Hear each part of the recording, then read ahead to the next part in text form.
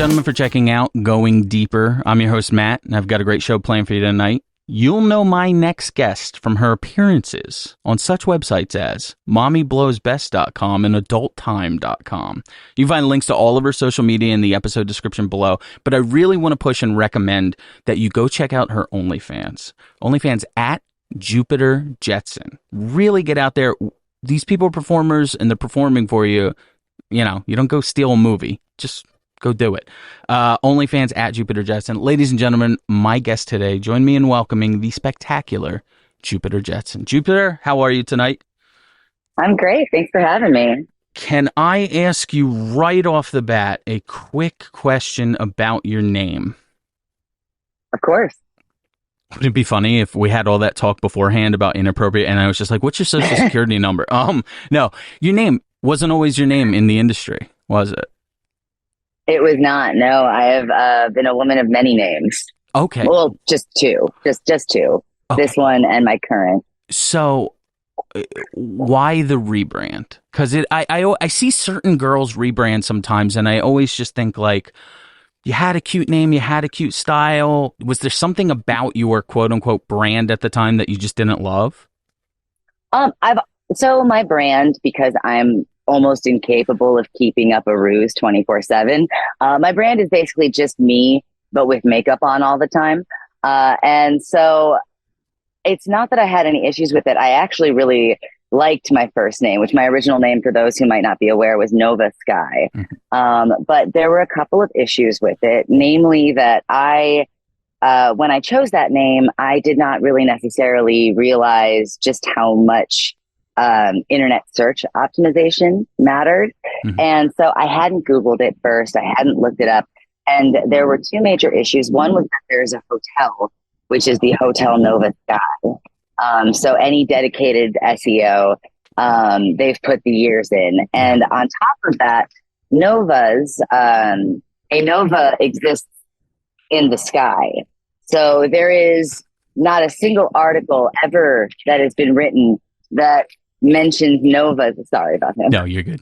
That mentions novas that does not mention the sky. So there was you could Google Nova Sky and you would have to go down page after page after page to find anything that even hinted at me. So that was the biggest issue. And so when I signed with my big girl agency, they suggested, it's not the best for search engines.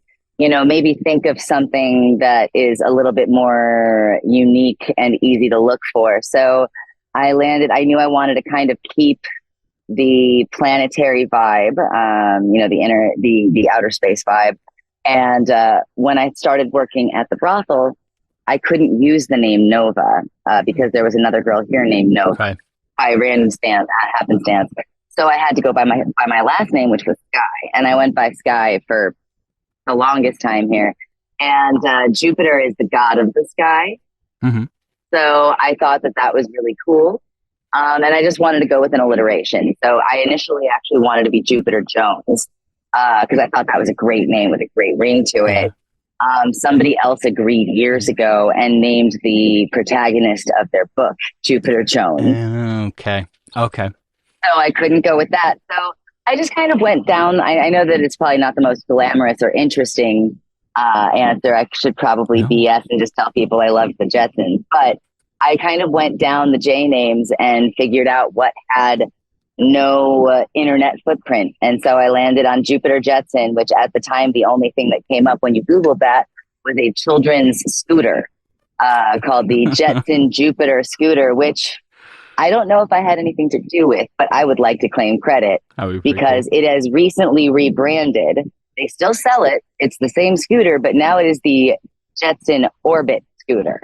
So I think that possibly a porn actress being the #1 search result when you look up Jetson Jupiter or Jupiter Jetson possibly may have influenced that. I was gonna say, they didn't put in the time on SEO like you did, so now they're the ones that have to change their name.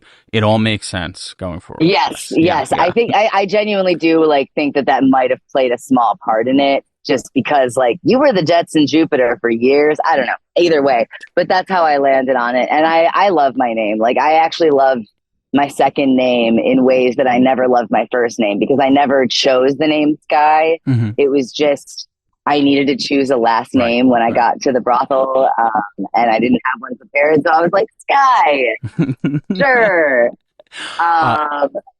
But yeah, it's not a sexy answer, but there we are. Well, we got to get you to film a scene with someone named Zeus, because now, listen, I understand they're coming on for these interviews with porn stars, but what I'm going to give is a little history on Latin here. I took 4 years of Latin in high school. Jupiter is the same in the Roman gods as Zeus and the other one. So we need a clash of the titans here, and you can call it that, steal that title. They're not going to sue you. Jupiter, tell me, what was your first scene that you ever shot?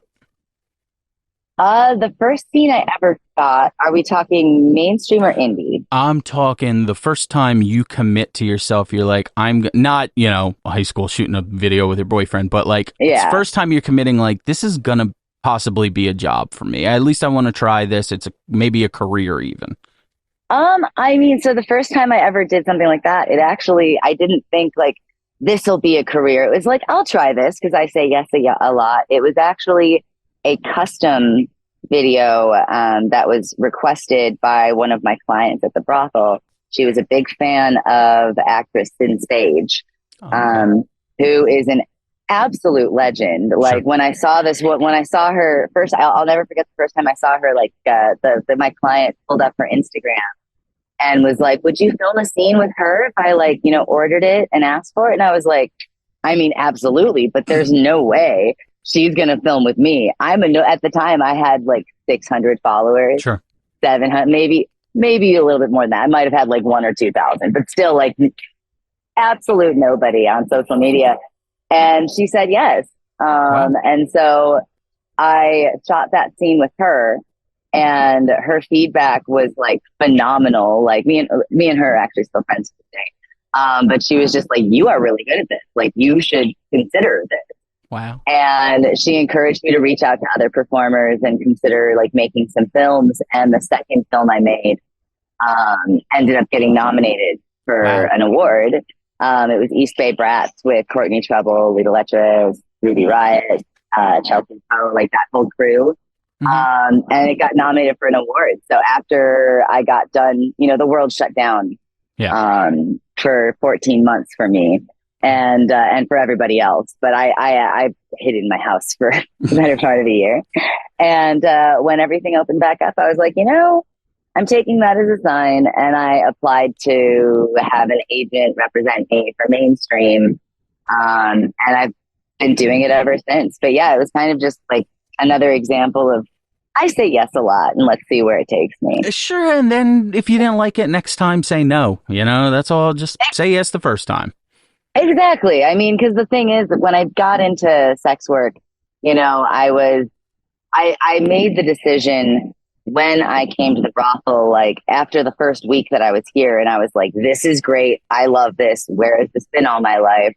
I kind of made the decision that I was going to be very out and very proud of the choices that I make. So, the way I saw it, I mean, I'm already out about being a sex worker. The worst case scenario is I just don't like filming it and I don't like how it works out, but I didn't see any risk, only reward, So that first week when you worked at that brothel, though, I've heard stories of like girls going to strip clubs and like their second night in, there's X amount of money and they're just hooked forever. Was it just the ability to dictate how much money you really want to make, or was it the sex, or was it the meeting interesting new people? Like after that first week when you really decided, what locked it in for you that this is a career for me?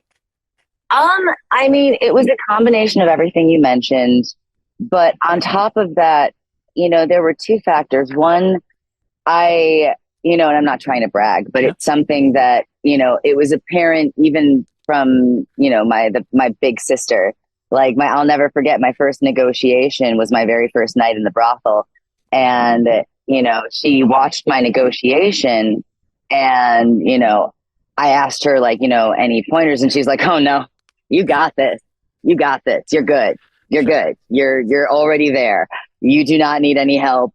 you are fine. Like I had like a natural, and I think partly because I was a bartender and I worked in sales for a long time. Sure. I already had like the skill set, and I already had a really clear idea of my worth and what I bring to the table. So like I had a natural aptitude for it that I didn't necessarily expect to have, you know? Yeah. And I just, it offers such an amazing flexibility and freedom that that's what I really prioritize, is being able to not know where I'm going to be in 2 years, you know?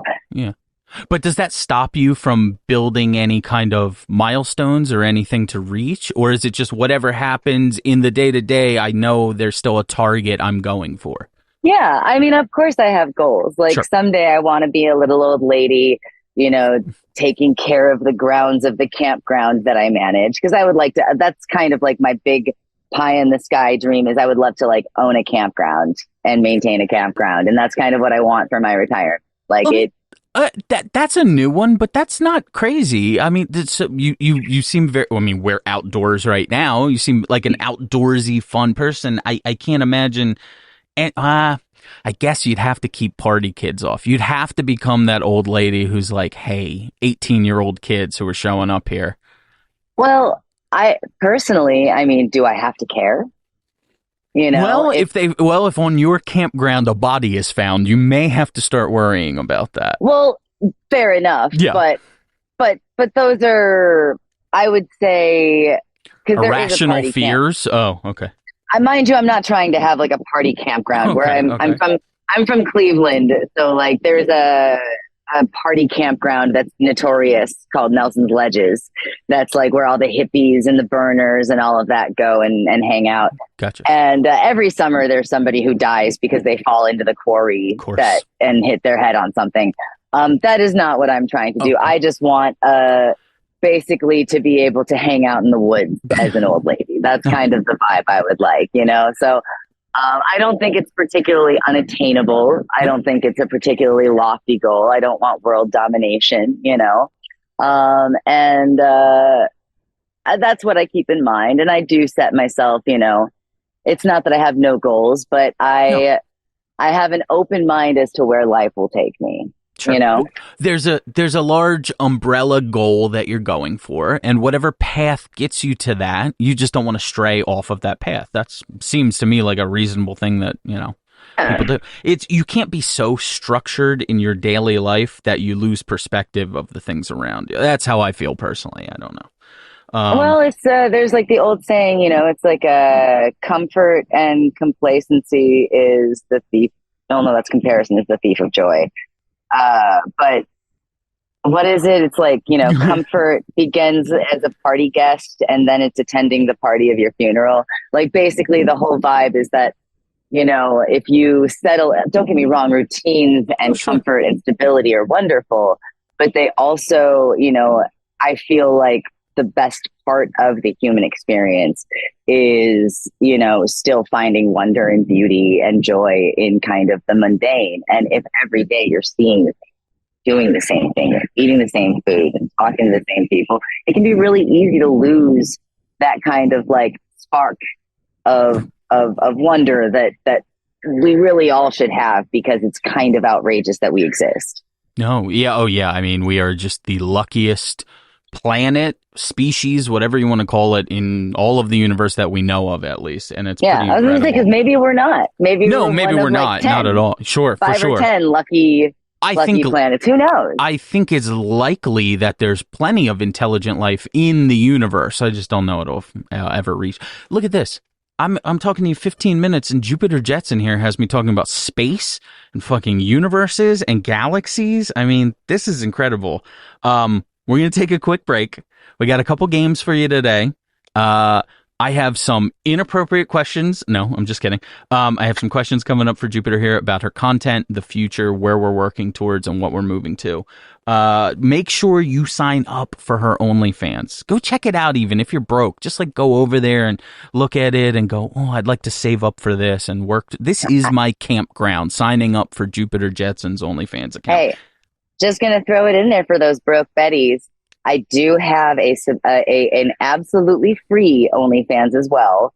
for those who just want a little taste or want the ability to maybe get a video as they come and no subscription. And that's Jupiter Jetson 3X, like FREEX. Just throwing that out there. But you should subscribe because it's a much better deal for what you get. Yeah. But I throw it out there for those who are afraid of commitment. I see you. I understand. Links to that will be in the episode description. But my listeners, I don't want to hear you being cheap. I want you to go over to Jupiter Jetson on OnlyFans. We will be right back.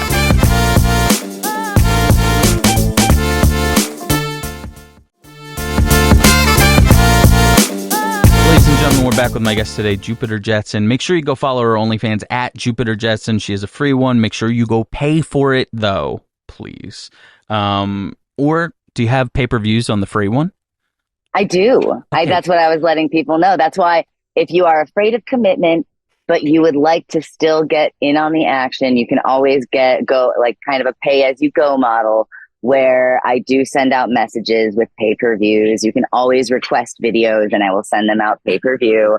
Unfortunately, you don't get the discounts and promotions that I run on my paid page, but you know, sometimes there's a cost to being afraid of commitment. I understand. Sign up for the paid one, Jupiter Jetson. Jupiter, I have a game for you today. Have you ever played Scattergories? I have actually not. Okay, well, that's not this game, so don't worry about it. Okay, dope. This is a game I like to call Porn Words.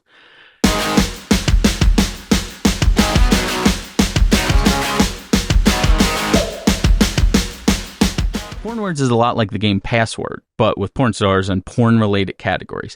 So I'm going to give you a clue for the correct answer, and your job is to tell me what the word is, okay? Okay. You can't say anything within the answer. You can pass at any time. There's still time on the clock. We'll come back to it.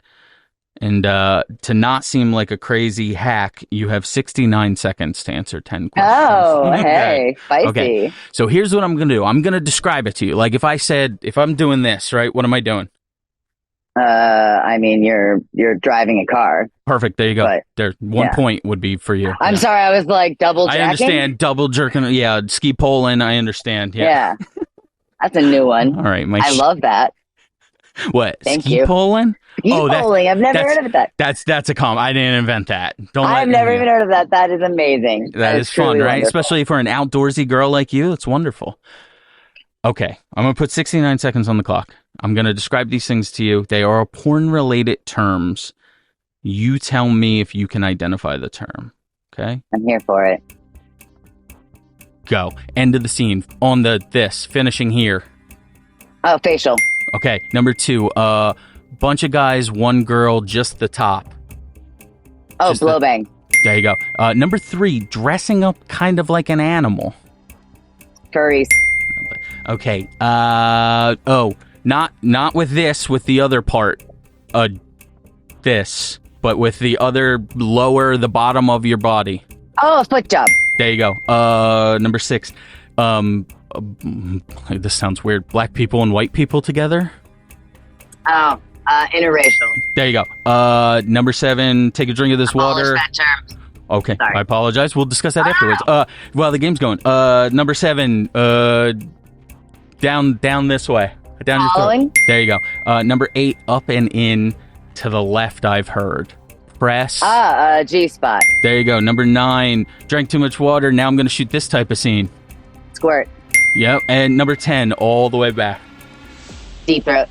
10 for 10 with 3 seconds left. Hey, and I made an objection to questionable and problematic porn terms. I would like to talk about that. So, for the tiebreaker, though, according to IAFD.com, which is absolutely not accurate enough for your priest, how many male performers have you worked with? Mainstream male performers. Now, look, that number is going to be totally different. You've shot private scenes that are not on this number. I'm just referring to the number itself. Oh, I have no idea. Because there's like 10 porn dicks holding up the whole industry. Oh, God. Let's say 12. Not bad. 19. 19. 19. Yeah. Well, hey, look at that. Yeah. Okay. I interviewed wonder one if girl. they count my European one. I don't know. They would have to be like mainstream sites, I think. They are. Yeah, they're mainstream okay. sites. Okay, fair. Then yeah, they Sex Like probably Real do. is mainstream. Yeah. Oh yeah, Okay. yeah, for sure. Yes. Wow. Well, that was a phenomenal job you did. Now let's get into problematic stuff. The term that I used there before, interracial. Why is that offensive to you? Or not? Well, or no? Or what is your objection to it? I should say. So my objection is that, it how do I say, it creates a category of otherness when the experience of having sex with somebody of a different race is just sex. And I feel like interracial does not in any way describe the sex act taking place. It doesn't describe the actual activities. All it describes is, if you want to fetishize somebody of another race, this is what you're going to watch. And I mean, I'm not necessarily the one to break down the problematic history of, porn fetishizing Black. And specifically, it tends, I mean, don't get me wrong, Asians have it pretty hard in the porn industry as well. But when people are talking about interracial, they're usually not talking about Asians and Hispanics having sex with each other. Sure. As a matter of fact, I doubt that scene would even be tagged as interracial. What they are talking about specifically is Black with white. They're generally speaking about that. And there's a whole problematic history of using Black people as breeding stock, which is playing, that's the fetish that's playing into. And I mean, it's actually why whenever I work, because if you look at my body of work, I work with people of all genders, all races, all body types. Like, that's my favorite thing about porn, is that it's normalizing sexual expression of all kinds. I think that when you tag things as interracial or BBC, all that serves to do is to take us further away from normalization. You're othering that category when really it's just two people having sex. For sure. Yeah. I'm not, let me just play a little devil's advocate here. Only because I don't disagree with you. Like, everything you said made total sense to me.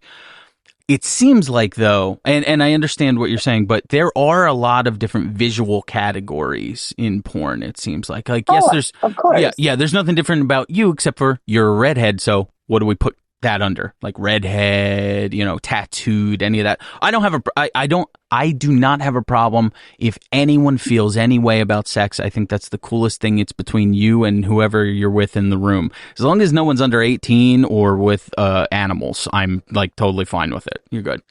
But I mean, go ahead. I will say, though, not to beat up the devil, but I feel like having those categories is just a side effect of people not recognizing pornography as the art form that it is. Sure. When we listen to music, we don't say, I want an all dude band. I want where's the Canadian male rock section? Or where's the Canadian male section of the music store? Where is the, you know what I mean? No, that makes total sense. And I understand, people being like, well, I have a thing for this specific person. And to that I say, perhaps in the era of, subscription-based pornography, maybe it's time for people to maybe start thinking of us as people and not as categories, finding performers you like, and then seeing who they work with. I mean, maybe if people thought of us as people and not interchangeable parts, like, oh man, I really want to watch a redhead getting plowed, maybe we wouldn't be here. That's not an unfair point. I think that's a really smart point. I worry that we may lose work for certain people who fall within certain niches. Like, if it's a bigger girl, maybe there are specific sections for that. No, tell me why. I'm begging. Tell me why I'm wrong. Yes, you're wrong. Though. Yes. So the reason why you are wrong about that, though, is actually because of the very strict categorization of the porn industry as it currently stands. Actually, people who don't fit neatly into one box lose out on work because they'll say, "Oh, I really, there'll be a scene." And really the premise of the scene is just man has sex with woman who came to fix her plumbing. But because someone wrote the scene and said, it's got to be a redhead who does this, then a black woman who is available, tested, professional. Well, she doesn't fit. It's not an interracial scene, so we're not going to book her. Right. Okay. That makes a lot more sense. It's not a BBW scene, so we're not going to book her because it's not a BBW scene. We're not going to book her because it's not a redhead. When you reduce people to fetishes, it means that they're only going to be booked for the scenes that fetishize them in particular, as opposed to someone who's just a ambiguously white brunette is not going to be only cast in brunette scenes. Sure. Somebody who is you know what I mean? Like it actually limits your reach and your range, when in actuality, we are just sexual Olympians. Taking it back to Zeus. Decathletes. Exactly. You're versatile. You can do multiple things. Okay. So, you know what? Yeah, no, I think it serves nobody but the simplistic nature of deciding the kind of content that you're going to make based upon an algorithm. Okay. Yeah. Well, but we did start off talking about SEO. Yes, but there are other ways to gain SEO. That's if fair. People are going, I'm just saying, if you were to focus on the sex act being performed and offered a gallery of diverse models, people could find what they want. Okay. Yeah, I think that. So, you know what I mean? So are you against categorizing whatsoever? Or are you comfortable in some sense? Like, I may not. To be fair, no. I'm actually. I would say. I mean, I know it's somewhat unavoidable, but actually, I'm generally speaking not pro categorization, because, especially, you'll hear this talked about a lot in porn media and like documentaries that explore porn. I've heard it time and again. Is that there is kind of a dead zone for porn actresses. Like, I count myself very lucky. I didn't get into porn until my late 20s. So I was already out of that dead zone when I entered the industry. But there is teen and there's MILF. Mm-hmm. Once you turn like 21, 22, unless you keep that like Riley Reid baby face, you don't get consistent work until you're 29, 30, 31. There is no, and I'm sorry, but that is the age of most men want to masturbate to women.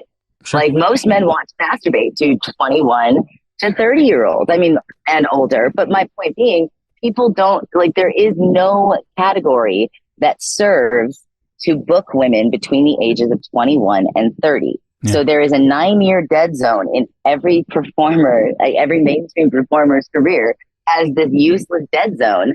Like, and nobody has thought to invent like the babe category, you know? Like, it's really ridiculous. So I personally I think that actually having strictly categorized porn actually limits the variety available on the porn market. You're giving these brilliant answers to everything that I'm trying to get around. I'm trying to weasel my way around. How about like number of people in this? No, I think it's the most insightful take I've ever heard on this, and I've had conversations on this before. I have questions to follow up on that, but how about just like number of people in the scene? Can you give me that? Can you give me like 2 guys and a girl, and then I'll just go. Well, that describes the sex act. Gotcha. So it can describe the sex act, maybe not the people. That's exactly it. I think that the important thing would be to describe the sex act, okay? And you can describe the fetish. You know, if there's a lot of faux cest in the industry. People make jokes about it all the time. I think that that's another symptom of algorithmic content decisions. But sure. I digress, because not the conversation. But I think that if you give people the option of like, there was a while there where I was really turned on by double penetration. Sure.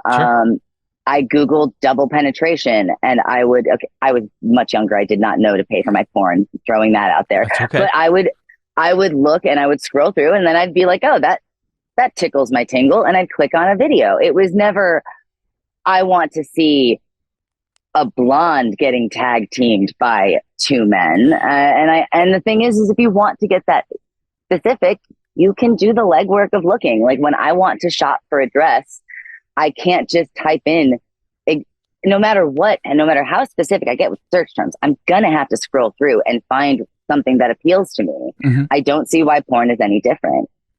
I think that makes sense. You don't click, you click on the image of a porn star, whatever the thumbnail is. You don't read, Haley Spade's dominated by BBC, but like you don't want, or tiny white girl dominate. Yeah, I get it. I get it. And go ahead. And I will point out also that by giving people these options to so heavily censor their search results, you're actually missing out on people who might be, oh, that's not my thing, but that looks really hot, and clicking on something outside of their genre.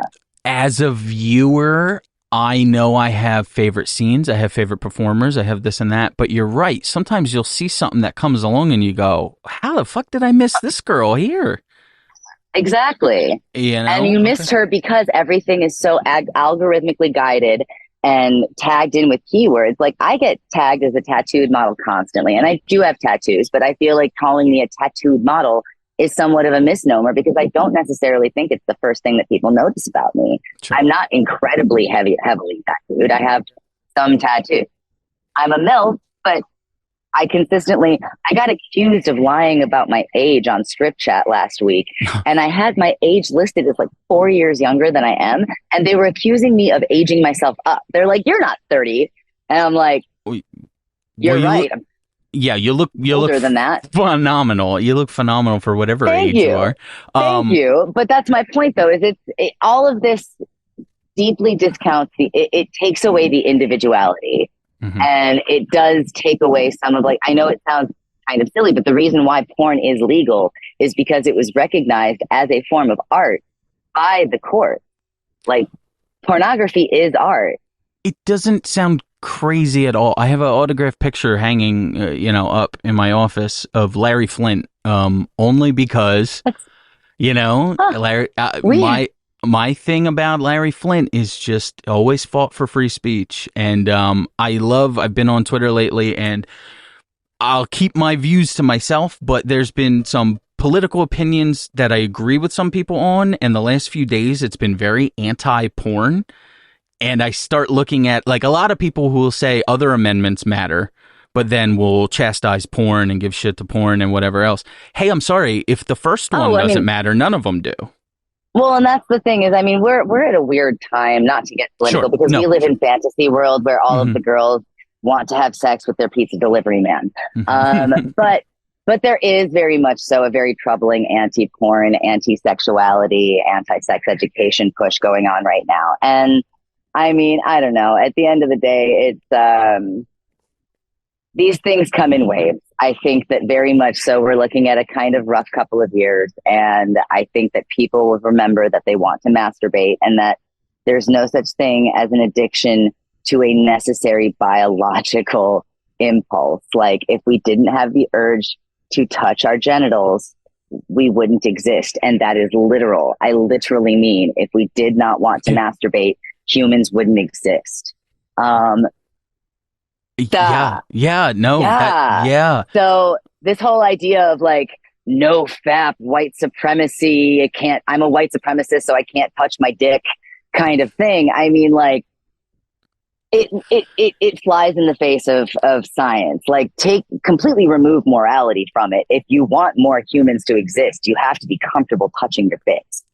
Well, it's crazy how it snowballs too, because early on, like the no fapping thing, whatever it was, I think it was meant as like dudes who were like had a problem. Oh, if this was an educational podcast, trust me, I highly encourage everybody to Google and really go down the deep dive of where the no fap movement originates. Okay. It originates. That's why I mentioned white supremacy. It actually originates in white supremacist, evangelical Christian roots. So, like, it very much so, it disguises itself as like more of like one of the trendy kind of like alpha male, I'm a big dude kind of thing. Saving my testosterone, all that shit. It has the same roots as the, current, that's basically the same people who bring you morality in the media, now known as Exodus Cry. Or no. It's not Exodus Cry. Exodus Cry is just affiliated with them. They actually rebranded to NCOSY, which is the National Center on Sexual Exploitation. So now they sound really official, but they're still just morality in the media. They're a Christian group that doesn't want porn to exist. Yeah. And they're actually, NCOSY is the group that has been pushing all of the age verification laws and all of the, you know, anti-porn bills, which anybody in porn will tell you, well, yes, we want age verification. We want it at the device level. Yeah. If you want to give your kids an iPad. Can we talk about that for a second? Because I think so many people are confused by that. They're saying, okay, Pornhub is blocked in Texas right now because they obviously were just selling. I'm using the media narrative behind it. They really just wanted a whole bunch of kids on it. So instead, they're going to just shut it off entirely rather than all the kids that would flood in and click all the ads and sign up with their fucking American Express cards. Like, and that's the thing. Kids don't have credit cards. There's no logic to it. Yes, go ahead. Yeah, please. Kids don't have credit cards. Yeah. So here's the thing. No one wants children on their porn site. Okay. I've had people who admit to being under 18 who message me on my Twitter. They are immediately and without question blocked. I don't even respond to them to tell them why they are blocked. They just suddenly can't see my boobs. No one wants them there. And we all want age verification. The problem with the laws that they are putting forth for age verification is that they actually put every person who takes part in the current version of the age verification that the Christian right wants and the Republican right wants is something that's going to put users at risk. You know how you get those emails that say like your information was, you know, found in a breach? Yep. Pornhub is the single most, I don't know if it's the most popular website on the internet, but it's up there. Yeah, close. for sure. Yeah. It's up there. It's it has to be in the top 5 on the internet. Probably. Hackers, large and small, would be making that their target, and I'm sure already do, to get user information. If you had to upload a government ID and a credit card anytime you want to use it, because the way that these laws are written, mind you, is not one-time verification. It is constant re-verification, which some of these sites actually logging you out after I think it's like 20 minutes to re-verify. So mid-FAP, you got to pull out your ID and do biometric scanning. Yeah. Okay. And the whole point is not to stop kids from accessing it. It's to make it so inconvenient that adults don't want to access it, which then does not stop porn from existing. It starts driving traffic to the underground websites that are stealing pornography, not age verifying performers, which is the bigger danger. Okay. Mm-hmm. If you don't want people being trafficked for the purpose of sexual exploitation on camera, you want to make sure that they are having their IDs verified, that everybody who is uploading porn is doing so with a government name and ID attached. If you're stealing porn from, you know, creampiegirls.net / one of my favorites. IO, yep. Yeah, sure. You're not getting an age verified video. You're not even getting a consent verified video.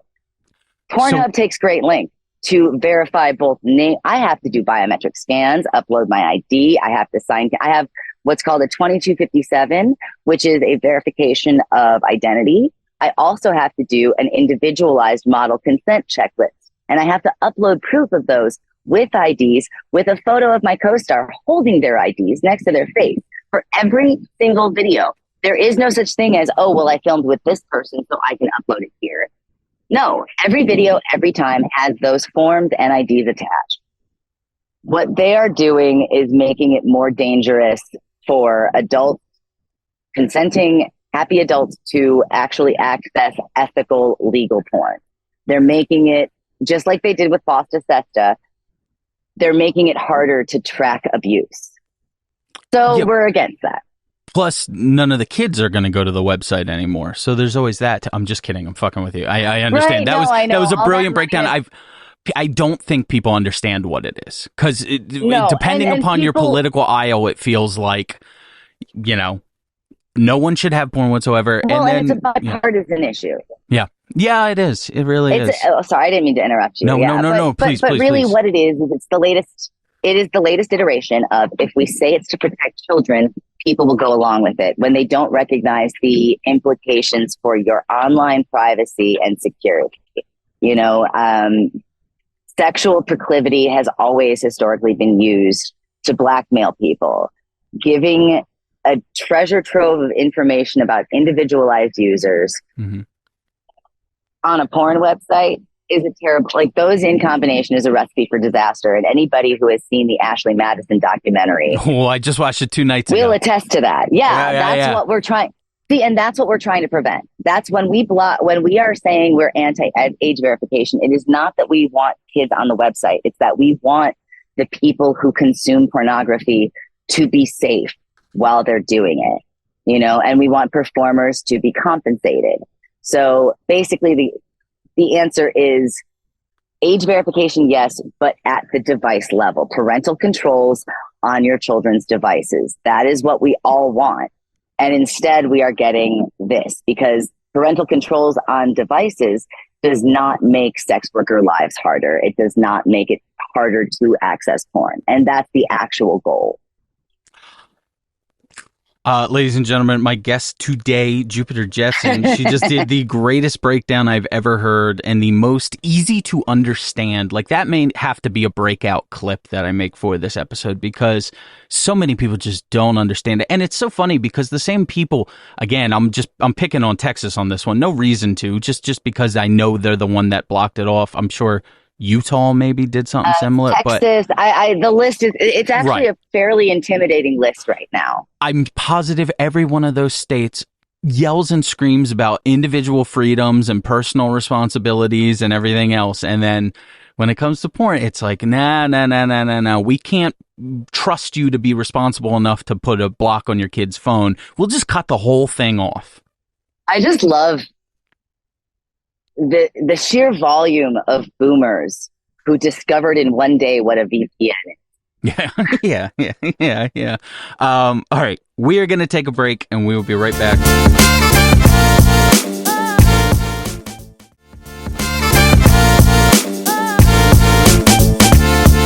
And we're back. My guest, Jupiter Jetson. Make sure you follow her on all social media. Links in the episode description, but also sign up for her OnlyFans at Jupiter Jetson. And we just learned before the last break, Jupiter Jetson across all social media. So I don't have to say go to the episode description. Go type it in Twitter. Go type it in Instagram. Just sign up.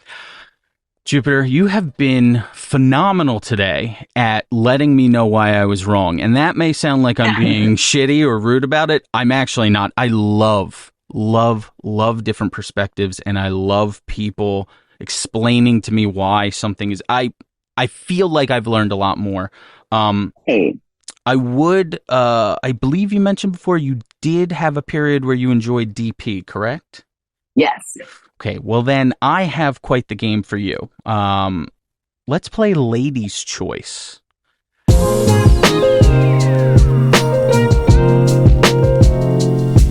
Ladies' Choice is a game where you, the world-famous porn star, get to build your own celebrity fantasy gangbang. Okay, here's the catch. You don't actually get to pick the individuals. So I'm going to spin these wheels, which you can't see, but the people at home can. Okay? And they're going to form your group. There's an athlete wheel. Okay? There's an actor wheel. And then there's just a guy. Okay? Your job while building this gangbang is to tell me who goes where. I understand in an actual one, we're all constantly in rotation, like planets orbiting a sun. Little reference there. Yeah. Hey.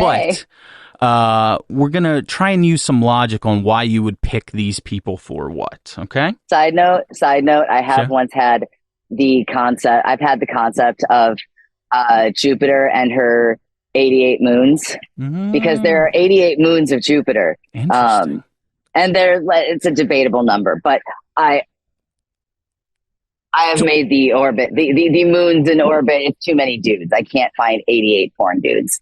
It's not going to happen. How would you shoot that? Maybe if I did the 12 major moons, I can do the 12 major moons. Would it be like a gangbang or bukkake, or like how would you do that? How do you think you would form that scene? It's too many moving parts. Yeah. So let's get to our gangbang. Wonderful. Let me spin the wheels here. Let's play Ladies' Choice.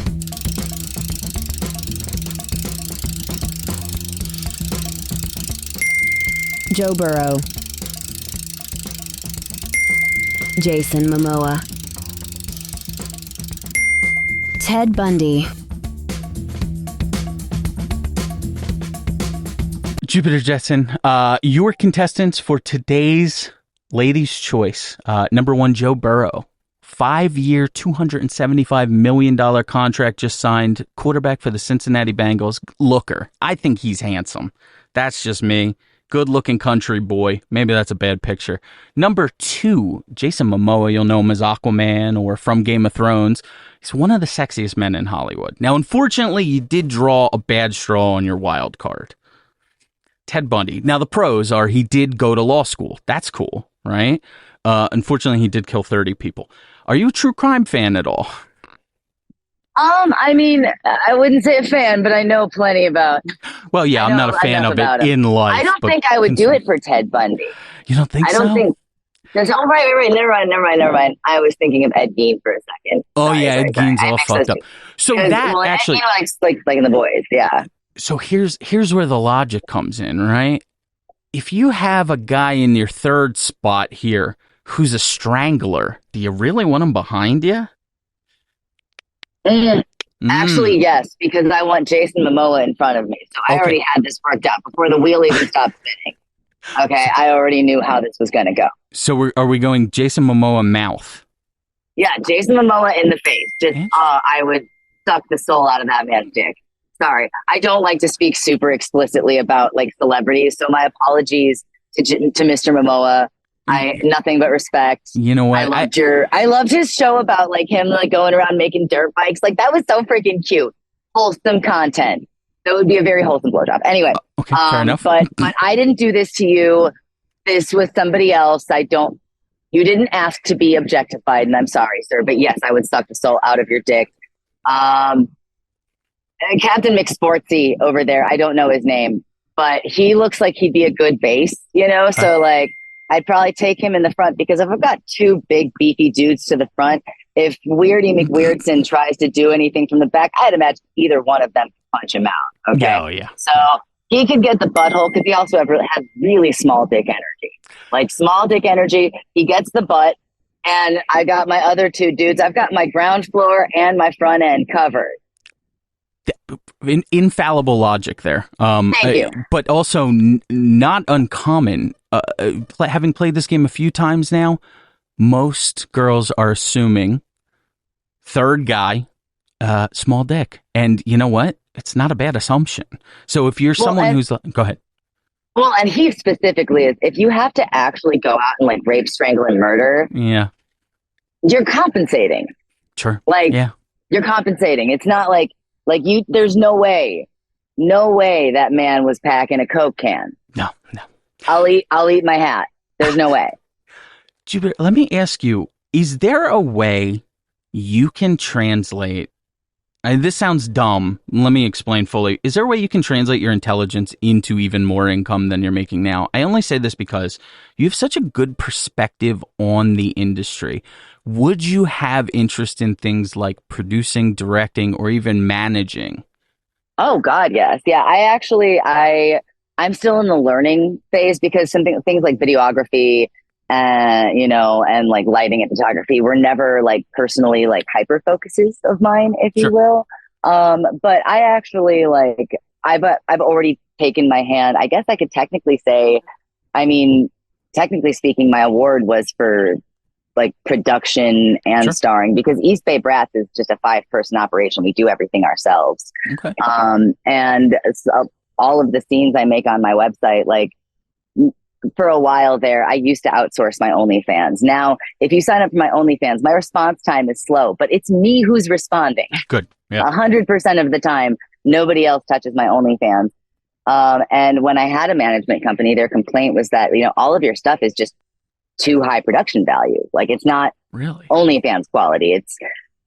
It's studio quality. And it's because I do have an eye for that kind of thing. And that's absolutely something that I, would like to explore as my career goes on. But right now I'm just still in the looking and listening and learning from people who are better at it than I am. But I always make note of how people set their things up. And, I've been doing some soft research on cameras and all of that. But yeah.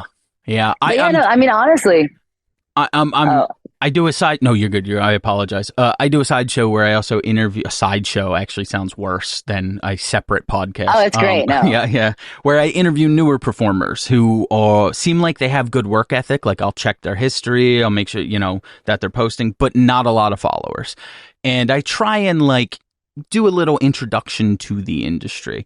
But I'm starting to pick up on all the major stuff when I go to your Twitter thing and there's no link tree or all my links. It's like we got to get, all of that set up. Yeah, we got to tighten up the loose ends. I think you would be so great at, not that you're not a phenomenal performer, you are, but the knowledge, I think you could really help a lot of people. I don't know how you'd make money out of it though, just managing. Well, I guess. and that's the thing is and this is not to say that it is an inherently unethical job to be the manager of someone else. Like it's a necessary job. Like honestly, if I could find a company that actually works to my standard, I would love to be able to outsource some of the work of my performing. However, I personally, I always tell new performers, like, if you have any questions, or any performers, any sex workers in general, like I'm sure like there's plenty of people who can attest, like I'm an open book. I don't believe in gatekeeping knowledge.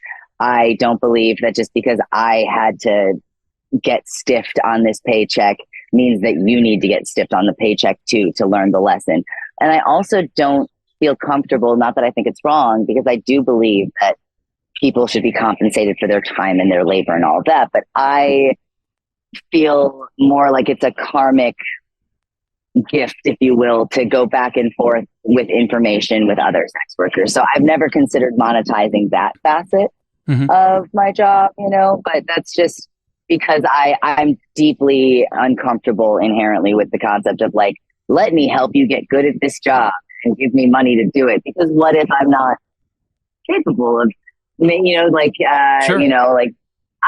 What if what I'm offering you is something that with, me just giving you a little bit of information, you're perfectly capable of doing on your own. It just doesn't feel like a karmically good thing. So I've never considered that. But directing, producing, things like that, mentoring too. Maybe you don't have to charge anything for that, but it seems like you're willing to talk to younger. Did you have anyone mentor you when you came in, or was it Sin's age or no? Yes. Sin, I tell people, I've called her, I told her that I call her my porn mommy, and she thought it was sweet. But that's stepmommy. So, sorry. Yeah. We've actually never done a stepmommy video. But we, she gave me a ton of really valuable information.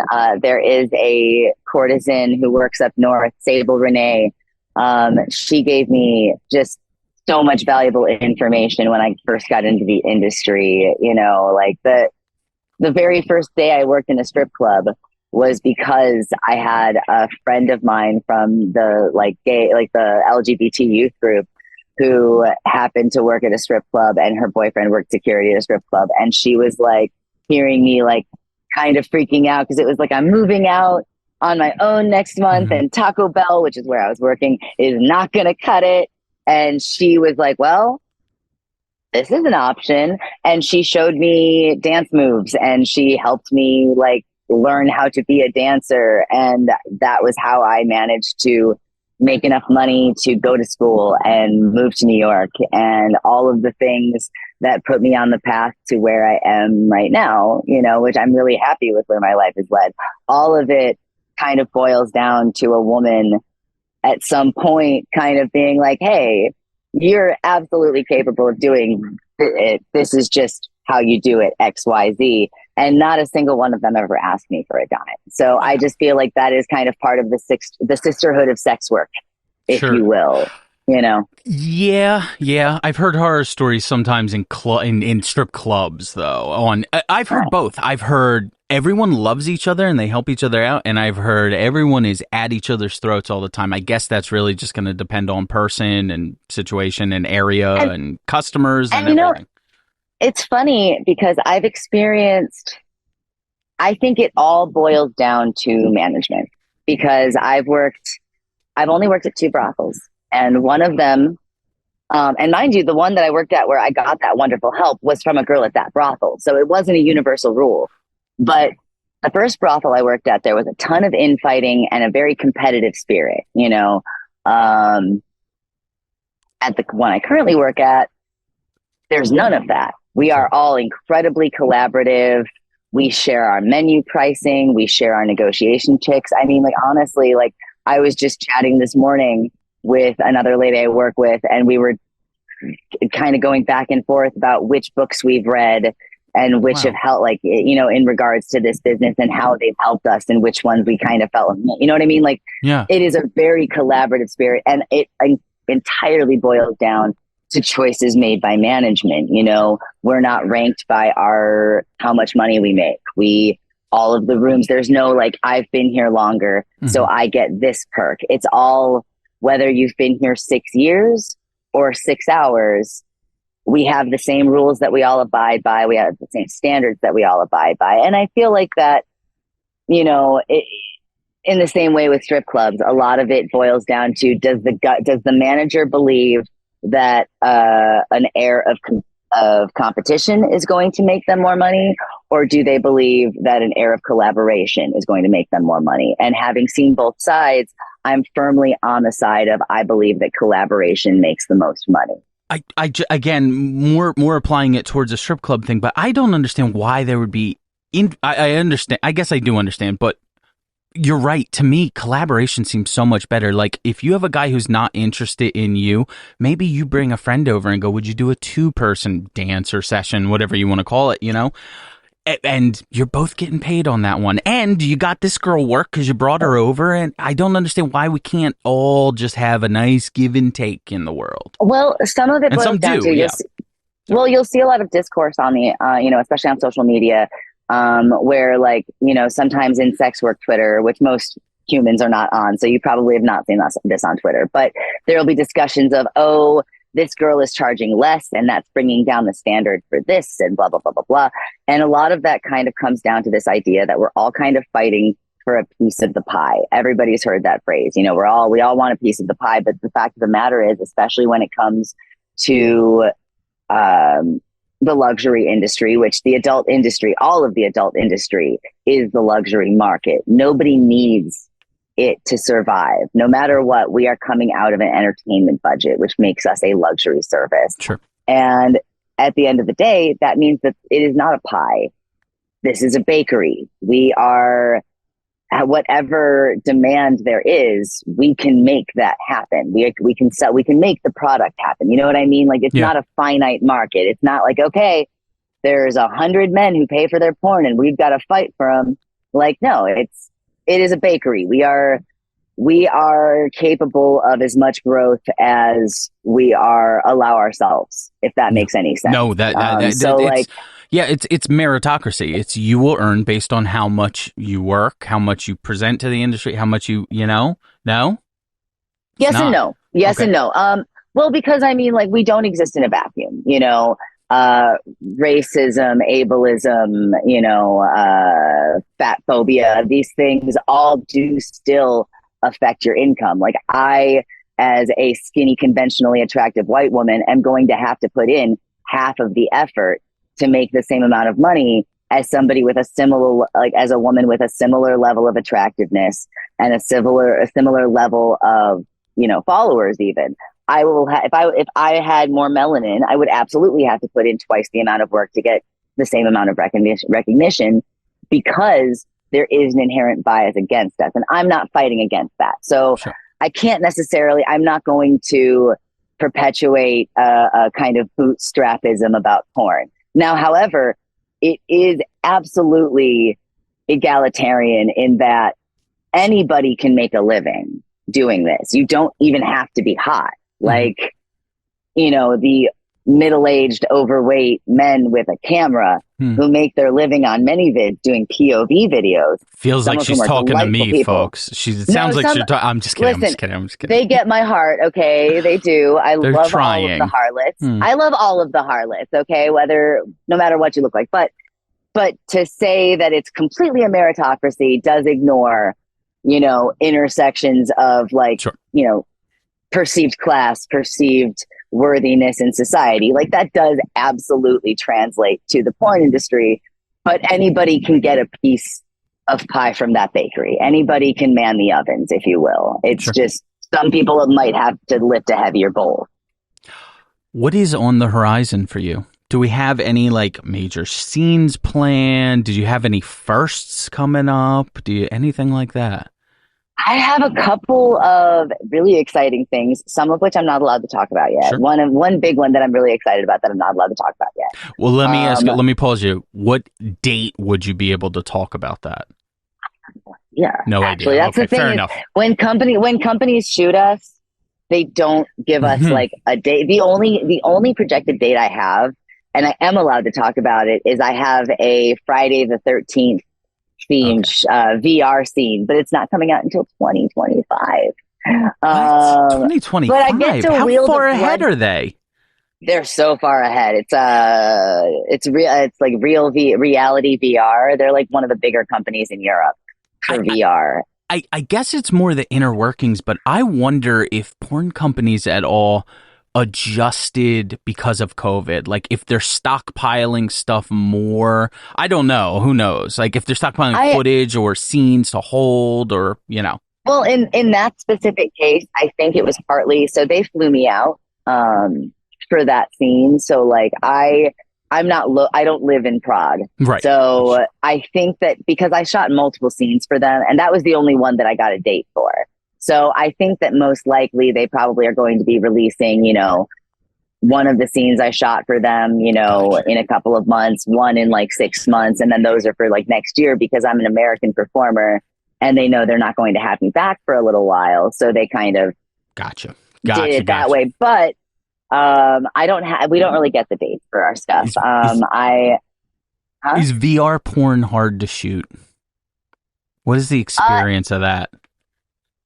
It's different. It is definitely harder than standard porn, just because the positions, like people always talk about positions in standard, like mainstream porn being uncomfortable. And I don't necessarily find that to be the case. Like there'll be different than the sex that I have off camera, but they still feel good. It's still fun. I just have to be more mindful of how I'm angling myself. But with VR, because there are some very specific angles you have to be at and very specific like dimensions, because it starts looking really weird and like curved if you're at the wrong dimension. Yeah. It's a little harder. I mean, I like it. I tell people all the time, it's like having sex with the robot from Short Circuit. John 5 is really alive. Because there's like the camera is in between you and your co-star. Mm-hmm.